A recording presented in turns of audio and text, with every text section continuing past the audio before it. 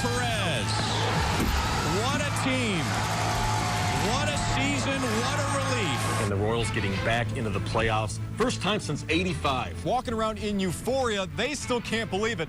Their team, the Royals, going to the postseason for the first time in 29 years. You feel the way the fans want it, and you feel the way that the fans talk about it. It's the Royals against the A's in the American League wild card game. But I'm nervous, though, because, I'm a huge Royals fan, and it's just one game, so it's, win or go home. Postseason baseball has returned to KC. The banner flying over Kauffman Stadium during pregame said it was worth the wait. The ball gets away. Here comes Hosmer.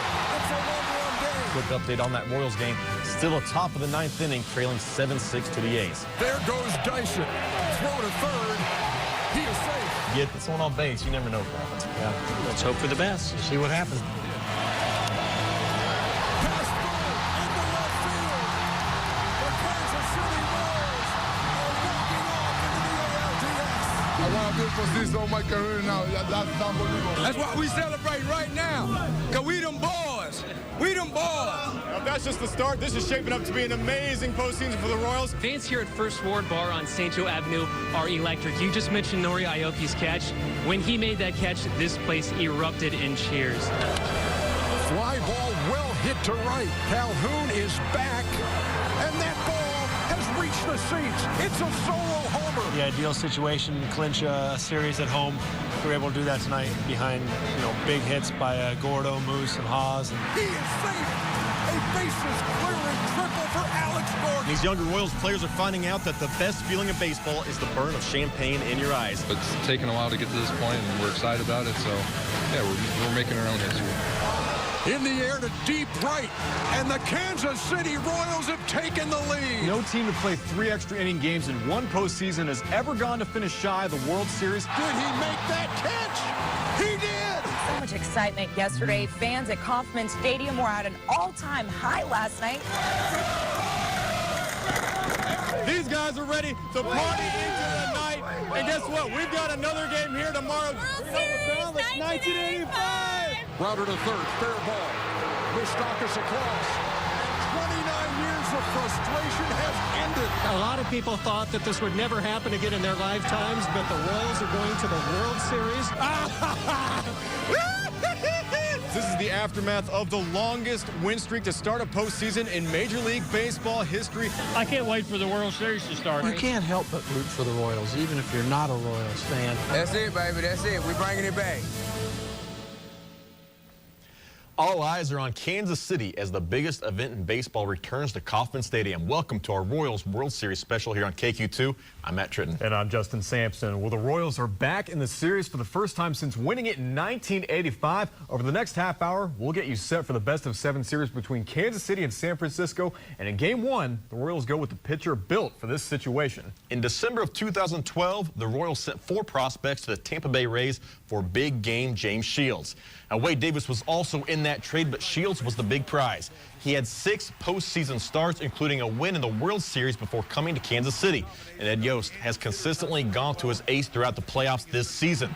Now, Shields has struggled at times with a 5.63 ERA in 16 innings, but the 32-year-old has had 11 days of rest since his last start in the ALCS, and he's ready for San Francisco.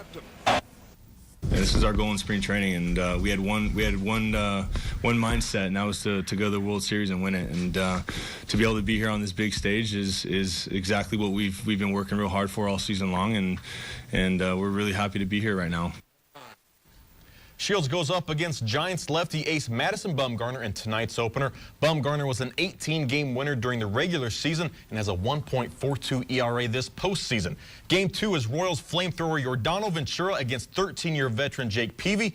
Now, Kansas City hasn't named a pitcher for games 3 and 4 yet. It's likely Jason Vargas in the 3rd, Jeremy Guthrie in the 4th. San Francisco will go with Tim Hudson and Ryan Vogelsong.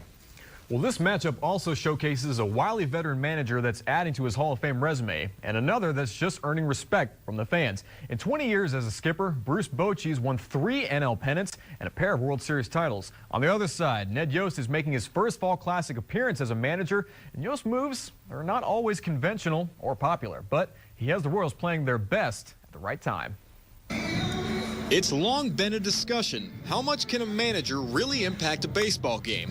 When it comes to Ned Yost, the fans notice every move. You know, you're going to get second-guessed, so let everybody else do it. Since replacing Trey Hillman in 2010, Yost has garnered a less than stellar reputation with Royals fans, often the scapegoat for the team's struggles, even spawning the term Yosted. And he admits he's guilty of the same flaws every skipper. As a manager, you think that you can control the outcome when you really can't. And I've learned what I can control and what I can't control. But that didn't come overnight. After his last two Brewer teams squandered big division and wildcard leads, that inconsistent reputation followed him to Kansas City. The thought being the Royals win despite the manager. But Yost says he's learning from the pitfalls. In Milwaukee, the biggest mistake that I made when we got to a point of contention was I was still developing, should have went into winner's mindset. You know, I developed too long. And that was one mistake that I wasn't going to make here. The manager entered 2014 with the same heat from fans, ready to run him out of town at the first sign of trouble. But despite little production from the lineup, Yost stuck by his guys, and the clubhouse takes notice. Gave us the accountability that we can get our job done and we get the work done, and throughout the day. And he lets you be yourself in here, and I think that's a big part of the reason why everyone gets along with each other so much. Guys were screaming, "Why aren't you pinch hitting for Moustakas? Why aren't you pinch hitting for Escobar?" Because I wanted them in those situations, so when we got to a point to where we could compete, they'd have that experience. Now that experience is paying off. Mike Moustakas and Eric Hosmer have become postseason stars. And other than calling on Yordano Ventura in the wild card game, Yost has learned to use his bullpen's muscle, which shortens the game and gives his small ball mentality room to work. Been solid all year for us. He's been making his moves that he thinks is right, and he's got a great coaching staff behind him. So, he's grown up a lot as a manager, as we have all players. We've all grown together. And like everything else that's unlikely about this Royals run, Yost's moves suddenly don't seem so crazy anymore. He's just the third manager to lead Kansas City to the Fall Classic, and with 4 more wins, that will be his legacy. I knew with these guys and with their experience that I would lean heavily on them, and it's just, look where we're at. Yost also said he's still been waking up in the middle of the night leading up to this series, but it's all in excitement. Well, while the manager's trips to the 2014 World Series are very different, the teams, they're very similar. Since adding a second wildcard team to each league in 2012, none of the non-division winners had reached that final round until this year. Both the Royals and the Giants won the wildcard game and have rode solid pitching to this point. Through 34 innings of work in the postseason, the Kansas City bullpens posted a 1.85 ERA. Giants relievers had a 1.28 ERA in 35 1/3 innings. That's allowed both teams to go a combined 11-1 in 1- or 2-run ball games through the playoffs. Both managers talked about the similarities during media day. We're similar in the way we, both teams keep fighting and, play with a lot of heart. They're so balanced. They have the speed, but then, they were hitting the long ball. They have great pitching, great bullpen, and, we have tremendous respect for them. We know how formidable they are. There's 2 teams left standing, which is special. I think it's a great matchup between both clubs. I think that for the most part, we're built like a National League team a little bit, with the speed and the defense and the versatility that we have. Well, still to come, we'll take a look at the Giants' run from wild card to the World Series. And from college to the pros, the story of a rookie reliever's wild ride. That's next. Stay with us. Now, during Kansas City's title run in 1985, Brett Saberhagen stepped in with a dominant series. The pitcher gave up 1 earned run in a pair of complete games and received World Series MVP honors. Now, 29 years later, he's still wearing the blue. Well, Saberhagen's been in Kansas City for games throughout the playoffs and even made some public appearances, signing autographs and taking pictures with fans. He's kept up with the game after completing his 16-year career in 2001, and the October hero said he's never seen a run quite like the one these current Royals are on. And for them not to have lost a game yet is just, unthinkable. They're playing so good. It's not just one guy, it's the whole entire team. Their defense is solid, their pitching is solid, and they're getting the timely hitting when they need to. So I've never seen anything baseball-wise anywhere close to what these guys have done this year. Well, Saberhagen will be in Kauffman Stadium tonight watching his former team in the World Series opener. Well, back in 1985, Saberhagen was just a 20-year-old pitching in his second postseason. Now, this time around, another Kansas City hurler is having his coming-out party on the national stage. Lefty Brandon Finnegan made his major league debut in early September. Now, he's in the World Series. 21-year-old Brandon Finnegan seeing the things he wished for as a child all come together through the course of one baseball season. I played in the College World Series. That's every college kid's dream. Fastball, strike three called on the inside corner. This is every big leaguer's dream. And 29 years of frustration has ended. The Royals are going to the World Series. I'm living two dreams in 1 year, so, I mean, it's definitely a blessing. After pitching for TCU in the College World Series, the first-round draft pick made a splash in the big leagues. Finnegan had a 1.29 ERA in 7 regular season appearances, but made a name for himself in the wild card win over the A's. I'm going to tell you right now, Finnegan, this guy was something special tonight, man. He had ice in his veins. He really stepped up for us there late in the game. It's unheard of. It's definitely awesome. I haven't been able to take the chance to take it all in yet, but I think I will whenever the season's over with and everything dies down. What's not lost on the rookie is the meaning of this playoff run to the city and the Royals. A 29-year drought snapped in Finnegan's first season. I mean, there's guys on this team that have been here for 10, 15 years that haven't even been to the playoffs. So, I mean, it's awesome. It's definitely a blessing, but, I mean, it's hard to put into words how it feels for anyone on this team, I think. Just a month and a half into his major league career, on the game's biggest stage, the quiet kid from Texas is getting comfortable and found a home.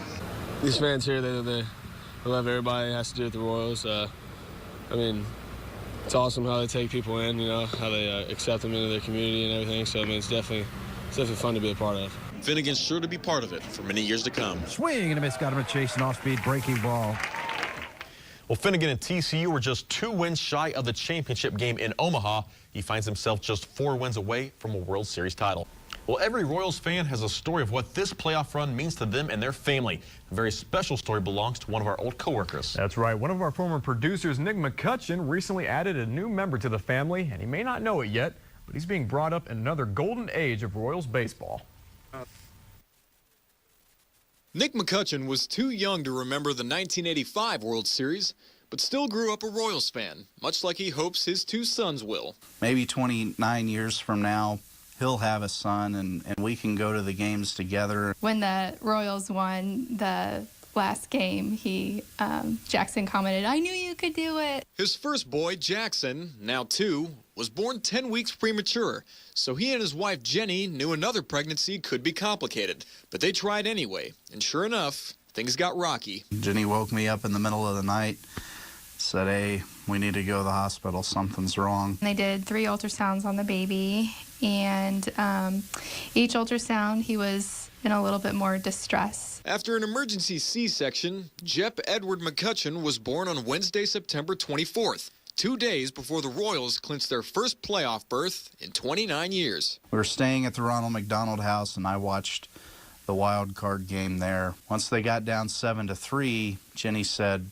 "Okay, I need to go upstairs and take care of some things, and I may come back down later." And I said, "There won't be any need at this point." But the Royals came back and won, and McCutcheon raced through social media, seeing photos from fans at Kauffman Stadium. All he had to snap a photo of was Jep. Kind of made a little joke.